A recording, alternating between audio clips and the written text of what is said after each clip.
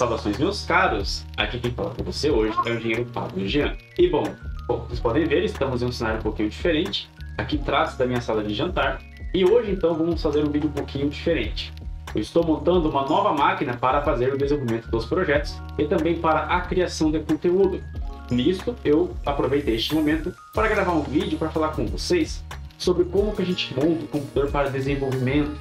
Como é que eu seleciono as peças para desenvolver código, placas, até mesmo um pouco da parte de modelagem 3D. A gente que trabalha com os unidades de placas eletrônicas, muitas vezes precisamos trabalhar um pouco com modelagem 3D, seja para projetar um gabinete ou para estar verificando ali a parte mecânica da nossa placa eletrônica. Então, por isso, quis aproveitar esse momento para a gente discutir sobre isso. Pois o conteúdo que a gente encontra na internet, muitas vezes, é falando sobre como montar um computador para jogos. Só que a lógica de um computador para jogo e um computador para produtividade é um pouco diferente. As regras são bem diferentes ali da parte de jogos. Beleza? Visto então, vamos começar!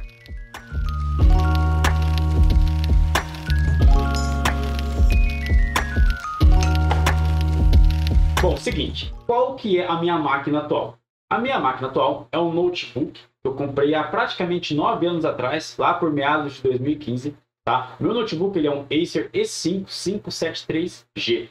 Na sua configuração original, ele vinha com um Intel Core i5 5200U de quinta geração. Lá na época, era um processador muito bom para notebooks. Então, naquele momento, eu comprei um computador que me atendia a respeito de processador. Possui como placa de vídeo uma GT 920M, uma placa de vídeo dedicada. Apesar de ser para notebook e ter um desempenho um pouquinho baixo, ela ajuda muito na parte de modelagem 3D. Então, eu tive um notebook que me deu uma condição boa para trabalhar um pouco ali com SolidWorks, Inventor e até mesmo os programas que tinham ali a parte de renderização 3D da placa. Ele também vinha com 8 GB de memória RAM, do tipo DDR3, armazenamento de 1 TB de HD comum, na HD de disco, e algo que também tinha gostado muito nele é que a tela dele era de 15 polegadas. Então, era um notebook grande, tá? E bom, com o tempo, eu fiz alguns upgrades nele, pois era necessário, né? E também no que ele permitia. Que primeiramente foi a troca do HDD por um SSD de 480 GB, o que melhorou muito o desempenho da máquina. E também eu aproveitei e utilizei o HD de 1 TB como um armazenamento externo, né? Eu coloquei ele no lugar da baia de CD e DVD, porque a gente não utiliza mais isso. O que me deu, então, um armazenamento de 480 GB SSD, mais 1 TB de armazenamento, para guardar quinquilharia e coisa arada, né? E também eu fiz o aumento de memória RAM para 16 GB. Daí meu computador teve muito mais folga para poder trabalhar. No entanto, recentemente, ele já é um notebook que está dando sinais de idade já, né? Travando bastante, demora bastante para estar compilando os códigos. Então, por isso, né, eu estou montando uma nova máquina. Visto que esse notebook, ele já me deu muito dinheiro, eu desenvolvi vários projetos nele, então está na hora dele ser aposentado. Bom, eu não vou necessariamente aposentar ele totalmente, tanto que eu vou estar trocando o teclado dele, colocando um teclado novo, né, porque ele está com as marcas da idade, e também trocar seus alto-falantes, que infelizmente não funcionam mais. Mas bem, não vou aposentar ele totalmente assim, né? Eu vou continuar utilizando ele para quando for viajar, para minha esposa também, ou precisar fazer alguma atividade muito simples, e eu quiser estar num ambiente mais confortável, como no sofá da sala, ou até mesmo na cama do quarto. Então, por isso, eu vou deixar ele no jeito para a gente poder estar fazendo a utilização dele, tá? A máquina funciona, liga, então não tem porquê eu vender ou dar algum outro tipo de fim para ele. Perfeito? Só que não vai ser mais a minha máquina principal. Bom, enfim, vamos então falar da montagem da máquina, tá? As peças estão aqui atrás, já vou trazer para frente. Mas antes, tá? Você que vai montar um computador novo para você fazer os seus desenvolvimentos, seus projetos, tá? É importante que primeiro você elenque o que você vai utilizar, os programas, o que você precisa, para que você, no momento que você vai escolher as peças, você escolha um computador que vá te atender, tá? É importante a gente ter isso em mente, porque não tem nada mais caro do que o investimento mal feito, tá? O computador que você investir ali, seja você economizando, eu vou pegar um processador mais barato, uma placa de vídeo mais barata, pouca memória, pode ser um investimento que vai ser barato no momento da compra, só que quando você utilizar ele não vai te servir. Aí o custo dele aumenta, porque você investiu um dinheiro que não deu um retorno. Então é interessante você tomar bastante cuidado com isso, tá? Bom, senhores, então antes da gente começar a montar a máquina, as peças estão aqui, já vou trazer elas para frente. Vou explicar por que eu escolhi cada uma delas, para também te ajudar a você decidir a sua máquina. Só que é o seguinte, antes disso a gente tem que colocar algumas coisas, tá? A gente tem que definir alguns itens para a gente poder definir certinho a nossa máquina, tá? Então, eu vou dar aqui para vocês alguns itens, tá? Alguns tópicos que você tem que considerar na hora de montar, escolher as peças da sua máquina ou um notebook. Isso aqui é o seguinte, tá? Independente se você vai comprar uma máquina pronta ou um notebook ou vai montar, o vídeo serve para você. Porque no momento que você está escolhendo ali, seja as peças ou um computador pronto, você vai ter um conhecimento para entender o que cada peça que compõe a máquina e decidir a melhor máquina para a sua aplicação. Tá? E claro, vai estar dentro do seu orçamento. Isso, então vamos lá. Primeira coisa que você tem que fazer, definir as aplicações que você vai utilizar. Ok? Vai utilizar uma modelagem 3D, um SolidWorks, um Inventor, vai utilizar um CAD, vai fazer compilação de código para embarcados, ou até mesmo desenvolvimento Linux. São várias coisas que a gente tem que colocar aí, que a gente vai trabalhar para poder decidir a máquina, tá? Um segundo item também muito importante é você definir um valor máximo que você pode investir, tá? Pensa nesse valor máximo mais uns 10, 15%. Porque muitas vezes é aquilo, tem que comprar um teclado, mouse, são coisas que a gente esquece, tá? Coisas pequenas. Às vezes um filtro de linha que vai ter que colocar ali. Então, pega o valor da máquina, coloca uns 10% a mais, tá? Assim, você coloca o teu valor, eu posso gastar R$2.000. 2.000. Então, coloca uns 10% a mais, tá? Eu posso gastar, então, no máximo 2.200, tá? Deixa esses 200 como uma gordurinha. Eu posso gastar R$10.000 na máquina. Deixa 1.000 como uma gordurinha, caso passe. Porque também pode acontecer o seguinte, no momento que você for fazer a compra, alguma peça que você viu, ela ficar um pouquinho mais cara, tá?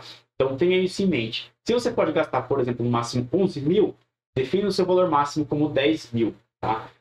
Faça o orçamento baseado nos 10.000 para você evitar ter alguma surpresa. O próximo item, ele não é bem um tópico, é mais uma dica. Qual que é a dica que eu dou para vocês? Planilhe tudo. Vai montar um desktop? Planilhe os componentes que você quer, as peças, e também defina de 2 a 3 opções, tá? Defina ali seu principal. Eu quero o processador A, eu quero a placa de vídeo B.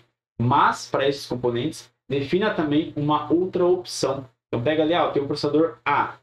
Então, tem o processador AB, que ele é bem parecido, né, da concorrente, ele é bem parecido ali no desempenho. Às vezes está mais caro, às vezes está mais barato, coloca ele como uma segunda opção. Se a tua opção não estiver disponível, você tem ele para comprar ali no momento, na hora que você for fazer a aquisição da máquina, tá? Então é importante que você tenha isso. E também, é lógico, os preços, para daí no fim você fazer a conta e ver se vai estar dentro do seu orçamento. Então é importante que vocês planilhem, certo? Como eu já comentei, essas dicas valem tanto para computador, tanto para notebook. Então, você vai definir o notebook que você quer, de acordo com o desempenho que você precisa, e aí você vai ver as opções que você tem ali disponíveis no mercado naquele momento.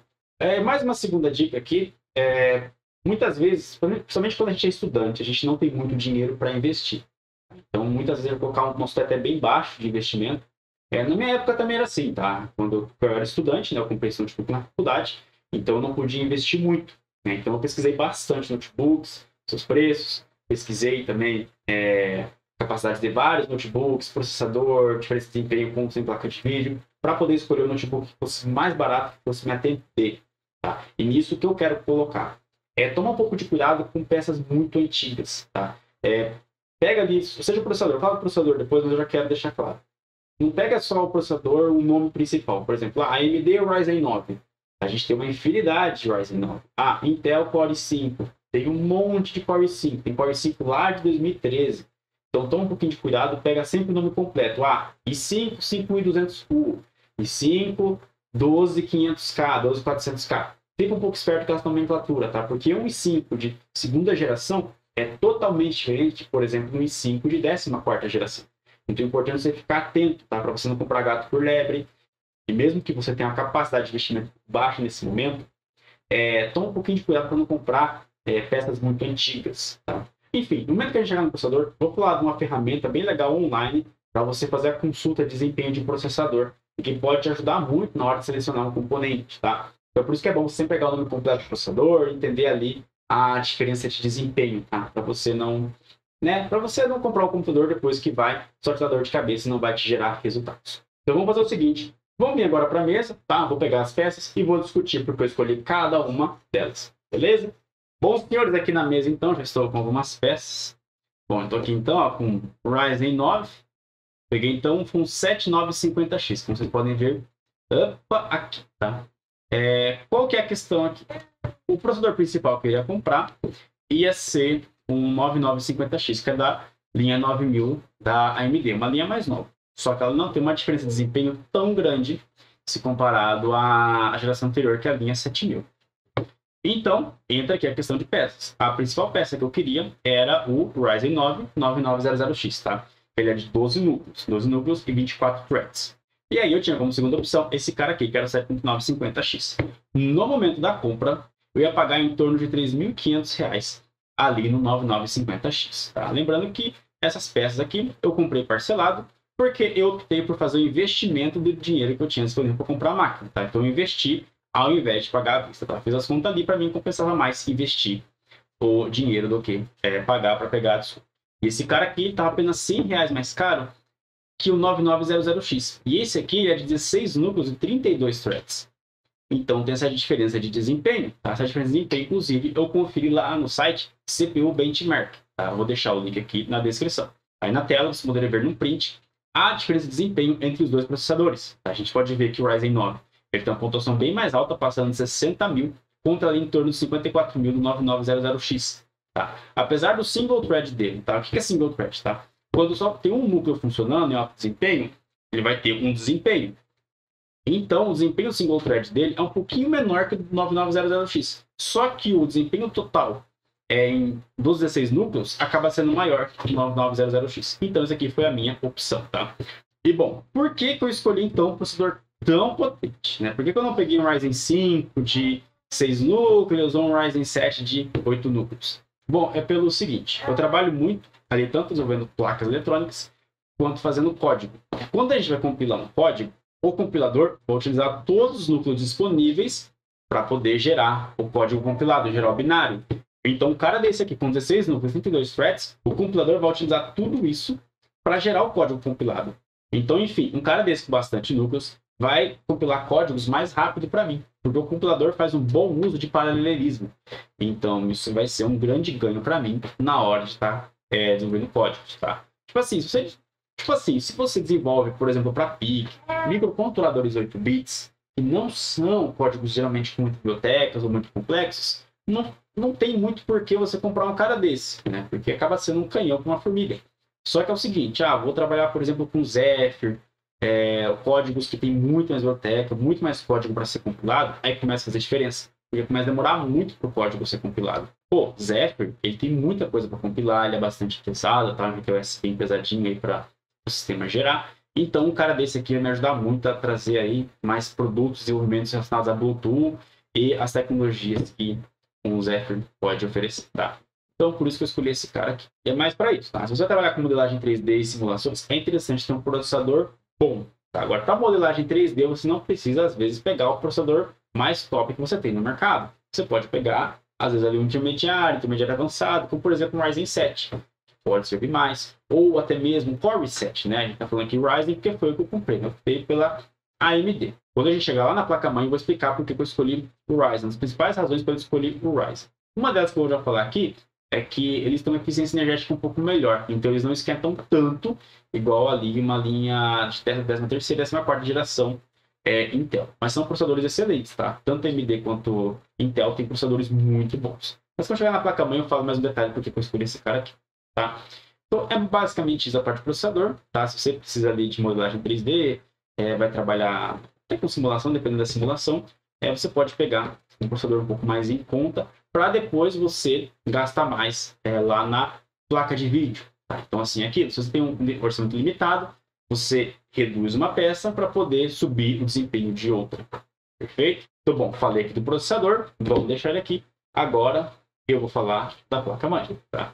Então, bom, escolhi aqui uma placa-mãe da Gigabyte. Essa placa-mãe aqui, a caixa é um pouco grande. Ela é toda branca, porque eu estou montando um computador todo branco, então tem que combinar. Eu escolhi uma placa-mãe também intermediária, só que tem bastante slots de expansão. Ela é uma placa-mãe que utiliza o chipset B650E, é um chipset intermediário, mas assim, um intermediário avançado, né? Não é também um chipset de entrada. E a placa-mãe é uma das peças mais importantes do seu computador, porque é ela que vai interligar todos os componentes. Então é importante que você escolha uma placa-mãe que seja capaz de fazer seu processador funcionar e todos os componentes que estão ali. Placas-mãe de entrada, as mais baratas, elas têm algumas simplificações no projeto. Uma delas é a parte do VRM. O VRM é o Voltage Regulation Module. É ele que vai fazer a regulação de tensão para entregar para o processador. Vai pegar os 12 volts que vem da fonte e vai transformar em tensões menores, como 1.1, 1.2, 900 milivolts, que é a tensão que vai alimentar o processador. Então, um VRM com a menor quantidade de fases que fala, né, basicamente são reguladores em paralelo, tá? Para poder alimentar ali o processador. Então, a placa-mãe com VRM menor pode não suportar um cara como esse. Tá? Um cara como esse tem muito núcleo e consome muita coisa, tá? Esse cara aqui tem um TDP, basicamente a potência que ele vai consumir, né, nominal, só que o processador no fim consome bem mais que isso, tá? 175 watts. Ele é um processador que consome bastante. Então, a placa-mãe tem que ser capaz de suprir tensão para esse cara aqui, tá? Nem sempre a placa-mãe vai falar que suporta ou que não suporta. Você pode ver uma placa-mãe de entrada, vai falar que suporta esse processador. Então é um pouquinho complicado, tá? Não é difícil dizer qual placa-mãe suporta o que e qual não suporta o que. Mas na dúvida é aquela coisa, sempre consulta lá no site do fabricante, né? O processador que vai suportar, que aí você vai estar coberto por alguma garantia, né? Mas acredito eu que placa-mãe de entrada não vai falar que suporta um cara desse, né? Porque o VRM pode não suportar. Porque se o VRM tiver sobrecarga, ele vai esquentar muito e aí ele vai ter uma vida útil muito baixa. Tanto que placa-mãe assim costuma ter dissipador no VRM. Não é só dissipador do processador, dissipador também no VRM para manter ele mais frio e com uma vida útil maior. Bom, eu falo da placa-mãe, né? Por que eu escolhi, então, um Ryzen 9 da AMD pelo seguinte. A AMD atualmente está no socket AM5. O que é o socket? Socket é a parte de encaixe do processador. E a AMD ela tende a manter mais tempo um socket no mercado. E o que significa? Significa que se eu quiser fazer um upgrade futuro, por exemplo, lá em 2027, eu quero trocar o processador. Provavelmente ali em 2007, lá da AMD Ryzen, vai ser para o mesmo socket. Então eu não vou precisar trocar a placa-mãe. A Intel, por outro lado, recentemente ela andou trocando bastante de socket. No passado da geração vinha um socket novo, então você teria que trocar a placa-mãe. Que pode ser um problema, tá? Para algumas pessoas não faz muita diferença. Dependendo aqui no caso também não, pode ser quando for trocar esse processador, já vai estar em outra placa-mãe, outro socket, porque é um processador muito forte, então não tem por que eu trocar ele tão cedo. Só que é uma possibilidade, eu tenho uma placa-mãe que ela vai ter uma longevidade maior para upgrade, certo? Então por isso que eu optei pelo AM5, certo? Mas assim, é aquilo, seja AMD, seja Intel, são processadores muito bons. Tá? Processadores, o desempenho deles tem eficiência muito boa para produtividade, para quem quiser jogar. É isso. Você pode comprar qualquer um que você está bem servido. Você vai comprar aquilo que tiver mais barato dentre as opções que você quer, tá? É lógico, utiliza a ferramenta ali de benchmark para você ver qual é o desempenho deles, né? Para você, às vezes, pagar menos por mais desempenho. Tipo assim, você pode pagar um valor menor por ponto ali no benchmark. Então, você vai fazer o comparativo, ver qual compensa mais. Aí você pode escolher a marca, eu gosto de AMD porque eu gosto mais de AMD. Beleza. Ou eu gosto mais de Intel, eu gosto mais de Intel. Beleza, vai ficar a seu critério. Perfeito? Mas assim, são ambos processadores muito bons. Bom, falei placa-mãe e processador, agora vamos falar de um outro componente bem caro do computador, mas que é bastante importante, que é a placa de vídeo. Tá? Então eu escolhi uma RTX 4060 mesmo, tá? Vou pegar uma placa de vídeo de nova geração, porque eu vou ter as novas tecnologias nela, né? E eu escolhi a NVIDIA porque a NVIDIA, para produtividade, para trabalho, ela tem um desempenho um pouco melhor se comparado às concorrentes. Então eu optei por uma 4060. Estava na minha lista, uma 4070, até porque pensando um pouco em jogo, eu gosto de jogar. Então, se estou montando uma máquina dessa, por que não também pensar um pouco em se divertir de vez em quando no final de semana, né? Poder extravasar. Mas não era foco para mim, tá? Eu tenho um console em casa, eu tenho um videogame, então para mim não é tão prioridade ter um computador de desempenho altíssimo, né? Para jogos. Então fui na 4060, tá com preço até que razoável. Essa aqui eu paguei 2.400, lembrando, paguei parcelado. E a versão Aero também era um pouquinho mais cara. Tá, eu falei do preço dela, não falei o restante das coisas. Vamos lá. O processador, como eu já falei, saiu 3.600, tá? Vamos arredondar 3.600 para a gente ter o valor final. Paguei 3.600 no processador, tá? Para depois já ter o valor final na tela aí para saber quanto eu gastei nessa máquina. Lembrando, valor parcelado. Depois, você quer saber quanto seria de tivesse comprado à vista? 15% a menos. Placa-mãe, essa aqui, tá? Tem a versão dela que ela tem PC 4.0, essa aqui já tem PC 5.0. Essa aqui saiu 2.400. Então achei um preço bom até, a placa é muito boa, vocês vão ver depois quando for fazer a montagem. E a placa de vídeo 2.400, tá? RTX 4060 branca para combinar o setup. Modelo Triple Fan, tem 3 fãs. Então essa é uma placa bem fria, que vai me dar uma longevidade muito alta, certo? Bom, placa de vídeo é o seguinte. Se você vai trabalhar com modelagem 3D, dá prioridade para um cara desse. Então pega ali uma 4070, Ou no momento, né, 4070 está faltando em estoque. Tem mais a 4060. Então ali pode ser que você está vendo esse vídeo, já tem a série 50, ou às vezes pega uma mais topo de linha, ali de geração anterior, caso você encontre no preço bom. Mas pega ali uma 5070, às vezes dá uma pesquisada também, tá? Pessoal comparando o desempenho da placa de vídeo para produtividade. Tem gente fazendo isso, tá? Para render 3D, para você poder decidir qual vai ser a melhor para você, tá? Mas enfim, para produtividade, renderização 3D, o ideal é você pegar geralmente placas de vídeo de gerações mais atuais, pois elas vão ter mais tecnologias, terão uma eficiência melhor. Às vezes uma placa que não tem tanto poder bruto, ela vai entregar um desempenho melhor que uma placa de poder bruto mais antiga. E também, é claro, né? Vou entrar no outro ponto aqui. Tá? Pode ser que você fale, não, Pablo, eu vou só fazer código, é só VS Code, eu não vou modelar 3D, não vou fazer nada, é só preciso de tela, preciso de vídeo. Beleza. Mas uma dica que eu dou aqui. Processador aqui, esse cara, ele tem vídeo integrado. Alguns processadores não têm vídeo integrado. É importante você estar ciente disso. Por exemplo, ali na linha Intel, se você tem o final F no processador, por exemplo, 14500 KF. O F significa que ele não tem vídeo integrado. Então você vai precisar comprar uma placa de vídeo. Ou se você utilizar 2, 3 monitores. Então é importante ter uma placa de vídeo. Só que é o seguinte, cuidado. Tem muita placa de vídeo muito antiga sendo vendida, como nova. Por exemplo, a GT 710, GT 620, são placas muito antigas, tá, gente? Tipo 2013, 2014. E às vezes o preço é tentador, tá ali 400, 300 reais. Só que assim, essas placas, elas têm um desempenho pior que o vídeo integrado de processador. E olha que o vídeo integrado de processador é muito ruim, é só para dar vídeo. Então assim, vai comprar placa de vídeo, eu vou usar 2, 3 monitores. Beleza, mas pega ali uma placa de pelo menos uns R$1.000. Vai ser uma placa que vai ter um desempenho bom. Não adianta, se você colocar uma placa de vídeo muito ruim, ela vai gargalar todo o seu sistema. Então, seu processador vai ficar gargalado por causa da placa de vídeo. E assim por diante. Você pode acabar tendo mais problemas do que solução. Então, placa de vídeo pelo menos uns R$1.000, tá? Modelo é muito difícil falar, porque vai ser muito particular. E é aquilo, né? Hoje é uma linha de placa de vídeo com custo-benefício. Daqui 1, 2 anos pode ser outra. Então, dá uma olhadinha com carinho na placa de vídeo. Pega alguns comparativos também. Tem um site para fazer comparativo que eu gosto mais, que é o Technical City. Vou deixar o link também na descrição. Você pode fazer o comparativo de desempenho, tá? Ele vai dar para você um comparativo geral. E também vai falar o que cada coisa tem, quantos núcleos de shaders tem, as versões de shader, qual DirectX suporta, versão de Vulkan, esse tipo de coisa, tá? Pode ser importante ali para o seu desenvolvimento. Então, pesquisa, tá? Não sai comprando igual doido. Vou comprar a GT 710 barata aqui. Vai comprar e você vai fazer um maior investimento. Ela pode ser barata, mas no fim ela pode sair muito caro, tá? Vamos lembrar o seguinte, dinheiro é caro. Dinheiro, principalmente pra gente que é brasileiro, dinheiro ele é muito caro. Então a gente tem que fazer um investimento bom. Pablo, eu não posso gastar agora com a placa de vídeo. Então espera um pouquinho. Espera um pouquinho. Se você for utilizar um monitor só, usa o vídeo integrado. Junta ali mais um pouquinho, aí você pega uma placa de vídeo um pouquinho melhor, tá? Melhor do que você gastar R$500 na placa de vídeo que não vai servir, aí você não vai conseguir vender, e você vai acabar gastando mais dinheiro no fim do dia.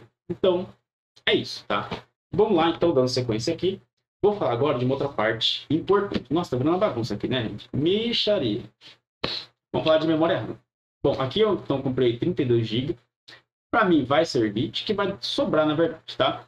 Memória RAM, hoje em dia, o mínimo do mínimo é 16 GB. Essa aqui é DDR5, porque a plataforma AM5 da AMD suporta só DDR5, não suporta DDR4. Hoje, a minha recomendação é, se você está montando um PC novo, monta com DDR5. Pablo, meu dinheiro está muito limitado, eu não consigo investir muita coisa. Aí você vai para o PC DDR4, tá? A linha Intel Core de 14ª geração tem placas-mãe que suportam DDR4, tá? Então ele suporta os dois, DDR5 ou DDR4. Aí usar com DDR4 porque as memórias são bem mais baratas, a DDR5 é o dobro do preço que uma DDR4. Quase o dobro, né? Tá barateando um pouco agora. Mas enfim, em resumo, seja DDR4 ou DDR5, vá uma memória de pelo menos 16 GB, né? 2 modos de 6 GB ou um de 16, mas pelo menos 16, tá? Recomendável 32. E aí um desejável, né? Tipo assim, eu tenho mais dinheiro para investir, aí coloca 64 GB. Porque assim, se você trabalhar com, por exemplo, SolidWorks, eu trabalho com muita peça, tem muito componente, máquinas complexas, aí o ideal é você colocar 64 GB. Renderiza o vídeo, 64 GB também é o ideal. Agora, pra gente que desenvolve código, abre mais ali um Alt, um KiCad para desenvolver placa, 32 GB vai dar e sobrar. A ideia é sobrar a memória RAM mesmo, tá? Porque o que a gente costuma fazer? A gente costuma abrir muita coisa. Abre documento, mas abre um KiCad. Aí abre a ferramenta para desenvolvimento ali de firmware. Então a gente costuma ter muita coisa aberta. Então é importante que o computador tenha memória RAM suficiente para suprir isso. E também ficar atento à frequência da memória, tá? Essa aí eu comprei é de 6.000 MHz. A AMD fala que esse cara aqui, tá? Geralmente que limita a frequência é a memória e processador. E placa-mãe também. A placa-mãe suporta até 8.000 MHz ali, tranquilo, por overclock, mas suporta.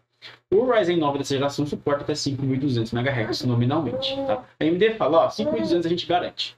Essa memória é 6.000, tá? É o que acontece, na placa-mãe a gente consegue fazer um overclock na memória. Então pode acontecer desse processador suportar até os 6.000 MHz. Isso é meio que loteria, você tem que colocar e testar para ver o que vai acontecer. Hoje em dia é mais fácil, tá? Tem essas tecnologias, né? Intel, XMP, AMD Expo, que vai fazer, que já tem uma certificação, né, das empresas que vai suportar o overclock. Mas aqui tem que testar para ver. Então assim, lógico, eu vou colocar, vou montar, vou ver se vai suportar até os 6.000 MHz. Beleza? Porque assim, memórias com frequência mais alta são mais caras. Então não adianta você comprar uma memória de 8.000 MHz se seu processador não vai funcionar. Ah, Pablo, mas eu estou pensando lá no futuro, quando eu for trocar o processador. Tá, mas quando eu for trocar o processador e comprar uma memória de 8.000 MHz, ela está muito mais barata que hoje. Bom, Pablo, quanto você pagou nessa memória? Eu paguei nela, foi R$1.000, tá? Ali, 1.050, 980, alguma coisa assim, tá? 32 GB, tá? A memória não é algo muito barato. Eu optei por essa linha da TeamGroup, essa T-Create, porque ela não tem RGB, não tem LED. Assim, quando ela vai ter um monte de LED já, eu já acho LED na memória RAM muito frufru, tá? Fica muito árvore de Natal o computador. Então eu queria uma que fosse só o dissipador ali, branquinho e bem mais simples e discreto. Perfeito? Depois vamos ver ela, tá? Ela é branca também, tem aqui na foto, na caixa, vocês podem ver, ó. Tem ali a branca e a preta. Essa daqui é a versão branca. Ótimo. Vamos falar agora do armazenamento. Bom, não é segredo para ninguém. Você vai montar um computador hoje, tem que utilizar esse NVMe, né? Na verdade, ele é um HD SSD, né? Só que ele é uma plaquinha pequenininha, mais simples, e que tem um desempenho melhor para fazer leitura e escrita. Se você utilizar um HD comum para instalar, por exemplo, sistema operacional, o seu computador vai ficar muito lento, você vai matar toda a performance do seu computador. Porque tudo vai demorar para carregar, vai demorar para ligar o computador. Então é aquilo. SSD tem que pegar esse tipo aqui, tá? NVMe de preferência.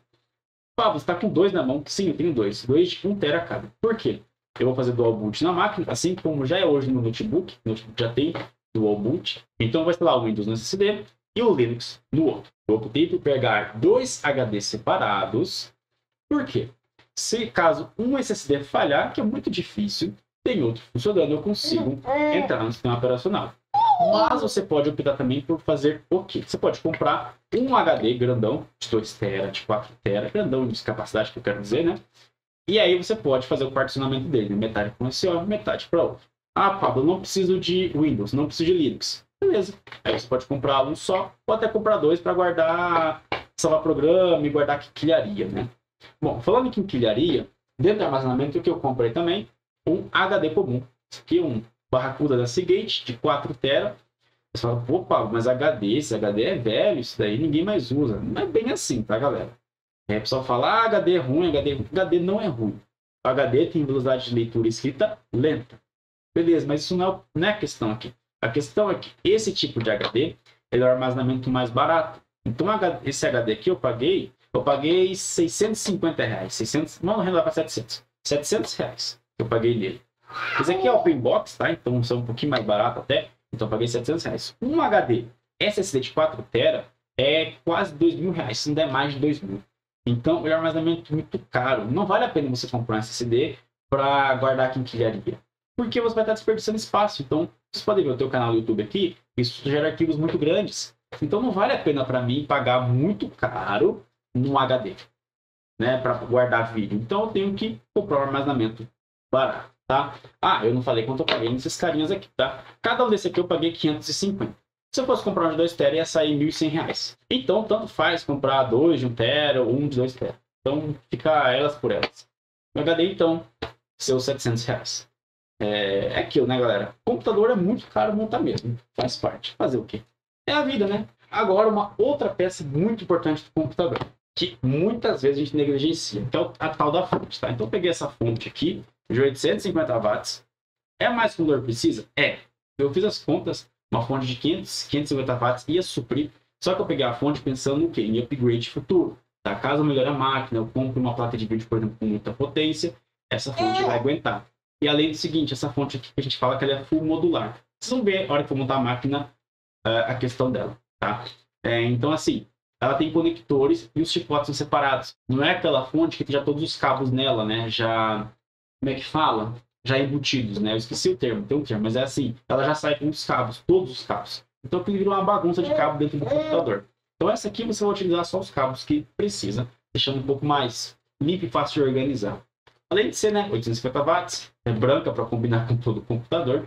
E é uma peça muito importante, que é o seguinte, é ela que vai gerar tensão para todos os componentes do seu computador. A gente, como engenheiro, eletricista, sabe da importância de uma alimentação bem equilibrada, digamos assim, né? Uma tensão confiável.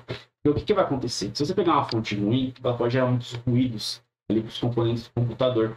E isso pode diminuir a vida útil deles, gerar algum tipo de aquecimento e até VRM, essa parte de regulação, trabalhar um pouco de forma um pouco mais intensa. Então é importante vocês pegarem uma fonte boa. O que eu recomendo para vocês? Tem um canal aqui no Brasil, né, que é o TechLab, eles fazem muitos testes de fontes. Eles pegam uma fonte, essa aqui foi testada por eles, tá? Então eles deram uma nota boa para ela, tem várias funções, ela entrega a carga que ela fala, entrega até mais da carga que está aqui, especificada em 150 watts. Tá? Eles testaram por até 1.200 watts sem ela dar problema. Aí em 1.200 daí ela desligou e parou de funcionar. Mas assim, eu não vou ligar 1.200 watts na fonte dessa, não tem nem como. Mas enfim, tá indo numa fonte, vê lá se já testou, né? Ou pega um hall de fontes, vê o que eles testou e vê se aquela fonte, pelo preço que ela está cobrando, ela vai te servir. Se ela vai te atender bem, legal. Tá? Então essa fonte, quanto que eu paguei? Eu paguei nela, foi, se não me engano, R$750. Não, minto, foi R$700 que eu paguei nela. Lembrando, foi a prazo. Então, se eu 700, 680 mais ou menos. Vamos arredondar para 700. Uma fonte de 850 watts é um preço bom. Já tem uma qualidade muito boa. Então, o preço no fim do dia vale, apesar de não ser barato. Beleza? Ótimo. Então, qual que é a próxima coisa que a gente vai falar? Bom, eu ia falar do gabinete. Na verdade, é importante a gente falar dele. Só que é o seguinte, vamos falar de refrigeração. Porque, como eu comentei, esse processador é quente pra caramba. O bicho esquenta, 170 watts. Tanto que, eu vou abrir aqui, vocês vão ver o seguinte, tá? Abrir aqui, beleza, vou tirar o processador. Né? Quem já montou computador antigamente sabe que geralmente vinha um cooler, né? Alguns computadores ainda vem cooler, né? Vem com, a gente fala que é o cooler box, né? Só que aqui é o seguinte, não tem cooler box. Só tem o processador, aí tem uns cartãozinhos aqui, ó. E é isso, tá? Ah, Pablo, aqui embaixo, o que tem aqui embaixo? Aqui embaixo não tem nada. Tem, ó, nada. Por que não vem cooler aqui? Porque é um cooler que esquenta muito, então você tem que saber o que você está comprando. Então não adianta a AMD mandar para você um cooler aqui, você não vai aguentar o processador. Então o que acontece? Para refrigerar um cara desse, o ideal, né, é você ou comprar um air cooler bom, só que são grandes pra caramba, muito grandes, ou usar um water cooler. Então eu comprei aqui, ó, um water cooler de 360 milímetros. Então você pode ver, a caixa é grande, nem cabe direito na câmera aqui, ó. E aí eu escolhi esse cara aqui, da Dark Flash, aqui desse lado, tá? Porque o gabinete que eu comprei da Dark Flash, já vou mostrar aí. Tá? Então, bom, eu escolhi esse water cooler por algumas razões. Quanto que eu paguei nele? Quanto você pagou, Pablo? Eu paguei 480, vamos redondar para 500, para facilitar nossas contas no fim do dia, tá? Então bota aí, editor, bota aí na tela, editor, R$500 nesse water cooler aqui. Saiu um pouquinho menos, tá? Acho que uns 480, 470, mas um pouquinho menos. Eu escolhi ele porque é da mesma marca, como eu já comentei, para combinar com o gabinete como um todo. Ele é branco, como vocês podem ver, para combinar com todas as peças aqui.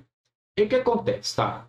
Esse water cooler tem esse desenho na bomba aqui que eu achei interessante, diferente do que tem por aí. Eu já tô meio de saco cheio daqueles espelhos com fundo infinito lá, tô achando meio, né, sabe?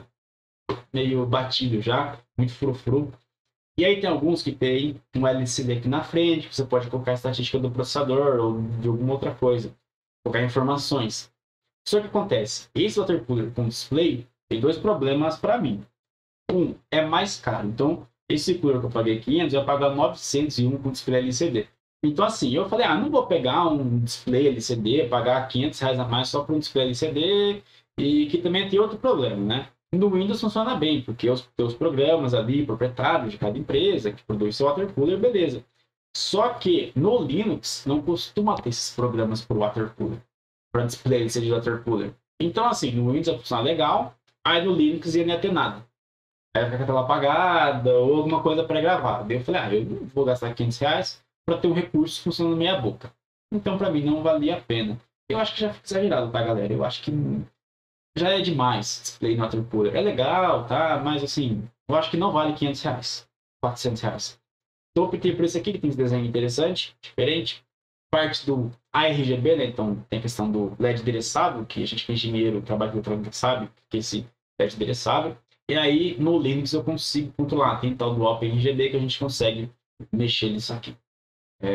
Pretendo deixar tudo branco, ou às vezes um azul ciano, que aí fica bonitinho, mas sem muito frufru, porque, né, é demais. E é isso, tá, galera? É um water cooler, então, bom, vamos ver se ele vai aguentar resfriar esse processador aqui, eu espero que sim.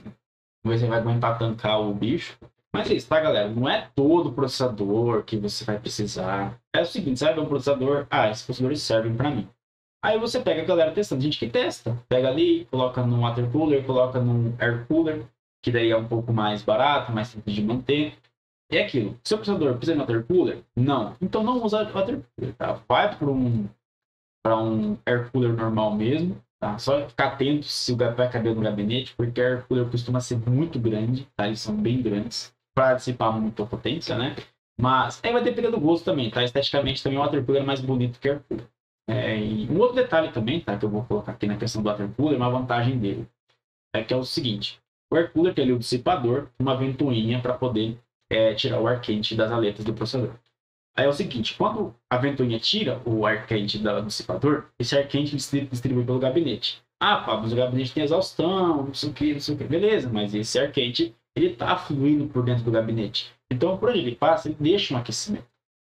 O air cooler, por sua vez, o que ele vai fazer? A bomba, ela coleta o calor do processador através do líquido, né? O líquido vai acumular o calor do processador e aí vai ser levado para o radiador. E o radiador vai fazer o quê? Vai expulsar esse ar para fora. Tá? Então, o comum, tá? O corriqueiro é o water cooler, que ele jogar o ar para fora, tá? Tem gente que faz o contrário, né? Ele puxa o ar frio de dentro, passa pelo radiador e entra no gabinete, tá? Mas a montagem mais recomendável é ele no topo do gabinete, jogando o ar para fora, o ar quente para fora. Então, o que vai acontecer? O water cooler, ele pega o calor do processador, leva lá para o radiador e do radiador já expulsa para fora. Então, aquele calor gerado pelo processador não fica dentro do gabinete, ele vai direto para fora, tá? Mas isso é relevante quando se trata de processadores que esquentam muito. Ah, Pablo, o processador não vai esquentar muito, vou comprar um Ryzen 5, um Core i5. Cara, air cooler. Não precisa nem ir atrás de um water cooler. A não ser que esse water cooler seja um pequeno, seu gabinete não caiba. Então você tem um design compacto e aí não tem o que fazer. Mas é preferível com um air cooler se você não precisar desse tipo de solução. Beleza? Até porque isso aqui é mais caro, tá? Um air cooler bom você paga R$250. Isso aqui foi 500. Então é mais caro. Perfeito? É isso, galera. Vamos falar de gabinete agora. Só que eu vou ter que mudar a câmera aqui porque o bicho é grande. Vamos pegar o gabinete aqui. Bom, galera, tá aqui o gabinetão, como eu falei para vocês, Dark Flash, modelo DQX90. Eu optei por ele porque o gabinete é bem grande, então suporta bastante FreeRAID futuro. Então assim, se eu montar um setup novo, vai caber nesse cara, eu não preciso trocar ele. Junto com a fonte. A fonte é uma peça que vai durar muito tempo, o gabinete é a mesma coisa. Então bom, ele é um gabinete muito grande, não vou ter problema de espaço de montar ventoinha. Tá falando de ventoinha? Cadê as ventoinhas? Aqui, eu peguei um kit extra, tá? 3 ventoinhas também da mesma marca. Tá? Já vem com ventoinhas, vem 3 para entrada de ar, 1 de exaustão de 140 mm, as outras são de 120, e esse outro kit aqui de 120 mm. Tá? Esse aqui foi R$130, por aí, 180 mais ou menos. Coloca 150 aí na tela, editor, 150 esse aqui. Gabinete foi R$800, mais ou menos. À vista você paga 700 nele, mas daqui como parceria está só 800, eu fiz um pouquinho. Põe com 800. Gabinete grande, ele tem vários suportes. E aí na frontal ele tem um USB 3.0, tem um USB-C. Bom, vamos fazer o seguinte, vamos embalar aqui então, que desembalando a gente pode já começar a montar, tá? Então no gabinete é interessante que você, né, deixa eu vir pra cá, para eu conseguir ver. Aí, ó, show de bola. Muito bom, interessante na hora que você escolher um gabinete com uma boa refrigeração, dependendo do processador que você está comprando, tá? Ah, eu tenho um processador quente, tem uma placa de vídeo quente, com muito desempenho. Pega um gabinete que vai te dar uma boa refrigeração. Uma boa refrigeração vai te dar uma vida útil maior do seu computador. Lembrando, é um computador para produtividade, para desenvolvimento. Então, é um computador que tem que gerar retorno. Se a tua máquina deu algum problema, o processador queimou, não deu conta de refrigerar. Você vai ficar sem o processador, você não vai ganhar dinheiro e você vai ter prejuízo para ter que comprar outro processador, né? É importante que que o gabinete, né, nesse caso, seja capaz de acomodar as peças e prover uma boa refrigeração, um bom fluxo de ar, tá? É lógico, nesse vídeo eu não vou falar de airflow, fluxo de ar, porque tem muito vídeo na internet bem mais complexo explicando certinho, tá? Fazendo testes aí para você, né, montar seu computador no momento da montagem. Perfeito? Então, vamos fazer o seguinte, vamos tirar esse negócio aqui pra gente ver o bichão.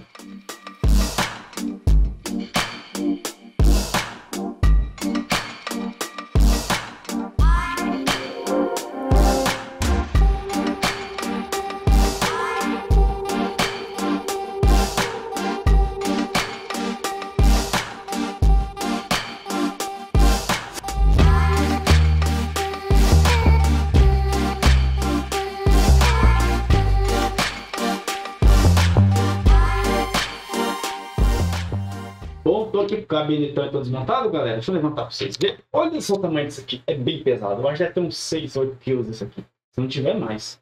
Então vocês podem ver, ó. Aqui nas frontais, USB 3.0, C, fone. Aqui atrás. Deixa eu baixar um pouco aqui a câmera. Isso aí, ó. Aí, ó. Bom, vocês já estão vendo aqui então. Entrada para fonte. Aqui é a baia de HDs.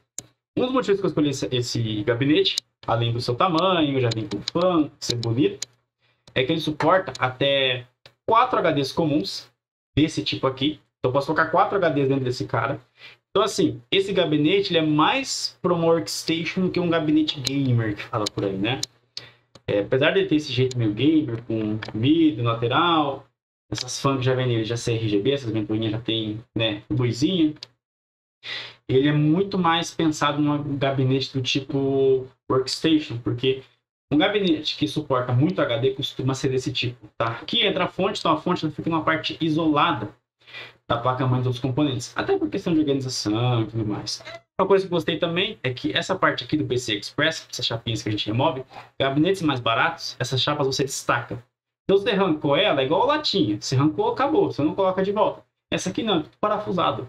Então, se futuramente eu mudar o setup, colocar uma outra placa de vídeo maior, só tiro uma baia. Ah, vou colocar uma placa de vídeo mais fininha, uma placa de captura. Então, eu devolvo a baia, não perco esse ponto aqui. E, dá mais uma virada aqui. Vocês verem aqui a parte interna. Podem ver também aqui dentro. Eu já vou tirar o vidro para a gente começar a montar. Vai ser depois, tá? Vai ser pela metade. A gente tem aqui dentro, vocês podem ver, a gente tem alguns passacabos, tá? E isso aqui dá um acabamento melhor, não fica cabo raspando na lata. Então, a vantagem, eu gostei desse gabinete. Então, essas 3 fãs que tem aqui, elas vão jogar o ar frio para dentro. Né? Vamos jogar esse ar para cá. E aí, essa daqui, tá? Vocês estão vendo aqui, ela é exaustor, tá? Vai pegar o ar quente dentro do gabinete e vai jogar para fora, tá? Depois, vou colocar, então, aquelas 3 fãs extras aqui embaixo para jogar ar frio para dentro, que também é o padrão. E aí, o water cooler vai vir aqui em cima e jogar o ar quente para fora. Gabinete é isso, tá? Vocês vão escolher o que você precisa. Se você vai precisar de muito armazenamento, é interessante um gabinete que caia bastante HD. Water cooler também, não precisa muito quente, tem que usar water cooler. Ver se ele vai ter suporte, se ele vai caber sem problemas. E é isso, tá? Também o tamanho de placa-mãe que vai caber. A minha placa-mãe é ATX, tá? Não é mini ATX, então o gabinete tem que suportar ATX, tem que tomar cuidado. Tem gabinete mini ATX que não suporta a placa-mãe grande. Então são alguns cuidados que você tem que ter. Beleza? Bom, se for lembrar de mais uma coisa, vou falando durante o vídeo. E vamos para a parte mais legal agora, que é começar a montar esse bicho aqui. Tá? Então vou ter aqui o gabinete e vamos começar a montar.